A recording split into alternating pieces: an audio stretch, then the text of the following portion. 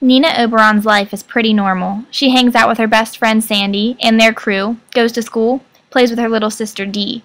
But Nina is 15, and like all girls, she'll receive a governing council-ordered tattoo on her 16th birthday, XVI.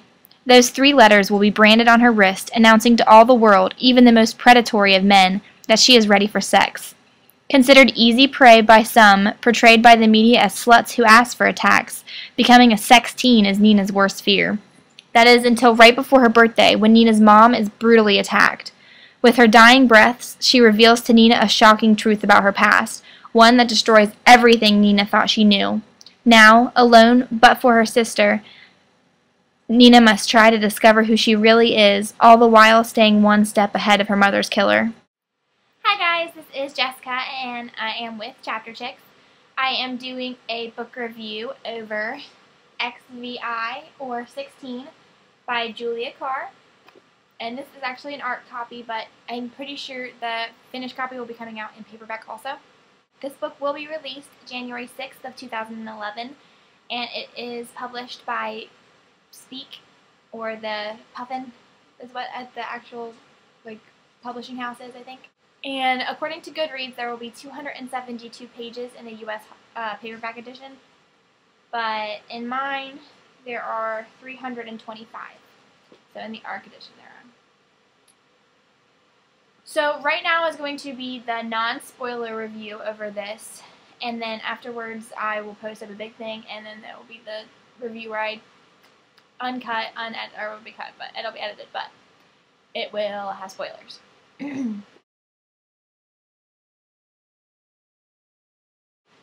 So basically, right up until about probably like halfway through the book, first 150 pages maybe, that much, I didn't like this book. I'm going to be really honest, it was because of the writing. You can tell that this is Julia Karr's first novel, but that being said, it was just because I have been reading books by people who have written a lot recently, and so I'm really used to like this well-grounded, well-rounded, like in a comfort zone for an author kind of novel. And being someone's first book, it's very easy to not have that comfort zone yet. But like I said, about halfway through, I think Julia Karr found her comfort zone, or I just got used to it. I don't know which one it is, but I really started enjoying it halfway through. But like I said, I did not like the beginning. I thought it was really boring. A lot of stuff was happening, but it just wasn't like drawing me in. It wasn't pulling me in. So that's not good for a book. But I promise you, if you make it through the first half of it, you will not regret it. I mean, I didn't at least, so. But I really did enjoy the characters. Wei and the main character, Nina, and Sal were amazing characters. And they really made the book for me, which, you know, that usually happens. Characters really make the book for me. And so yeah, if you, I think it was kind of like as you were reading along, like in the beginning, as you were getting used to Julia Karr's writing style, you get used to the characters, and you really start to know the characters on a level that some authors haven't accomplished. I just really felt a connection with the characters, which is weird because during the beginning I didn't like the way that the book was written. So, now the plot of 16 was really good. It's a lot like the same books that are about the government overruling the world and this group of people who are a resistance. It had a lot of those same general themes that a lot of those books have, but it had it in a whole new element where you get a 16 tattooed on your wrist. I don't remember if it was the right or the left, when you are old enough to have sex. So, yeah, they think that at 16 years old in this society, you are mature enough to be able to. So, and she's basically trying to fight that. And it doesn't really play a huge part in the book, but at the same time, it plays a really, really, really big, huge part of the book. It's really weird to explain. You just have to read it for yourself. But yeah, so that I guess that deadline, that timeline that she has to go do all this stuff by is what kind of makes the book. And I thought it was done really well. I was really interested in the whole universe, so I definitely plan on picking up the second book. I'm not for sure what it's called, but I know that there is one because I checked on her webpage, on Julia Karr's webpage, and it said something about her working on the second book. So I know there is going to be a second one, and I'm so glad because I think after I got through the parts that I didn't like of this book, I got into a world that I really enjoyed and really want to revisit. So that is the end of the non-spoiler part of my review. And this is the spoiler part. So here's a big screen. So now you're in the spoiler part. So if you probably should not be watching this yet, but when you go get your own copy of 16, go and watch this. But I really am going to spoil. So, like, I'm going to spoil stuff. I'm so stressed out when I do this, but I have more fun doing the reviews this way, and a lot of you guys seem to like this, so. People who have gotten their own arcs can watch this, but nobody else can until January 6th.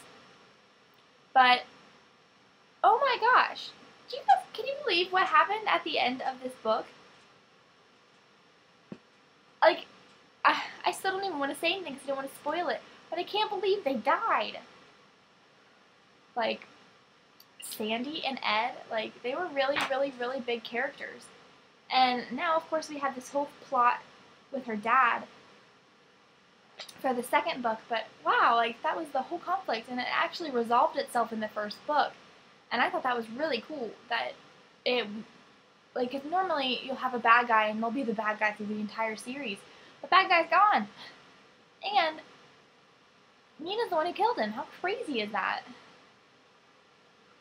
But, okay, just when you guys watch this after you have read the book, who loves Sal? Oh my gosh, Sal is awesome.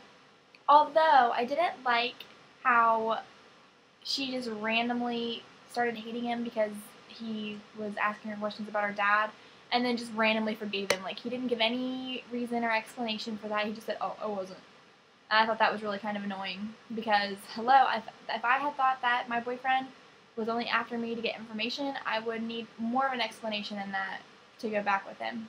But I just loved their romance. I thought their romance was great.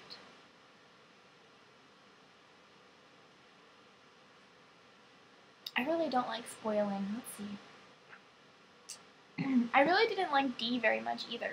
I don't know why, but maybe it's just because of her immaturity, and like nobody recognized the fact that Nina was going through all this stuff. Like, I don't know.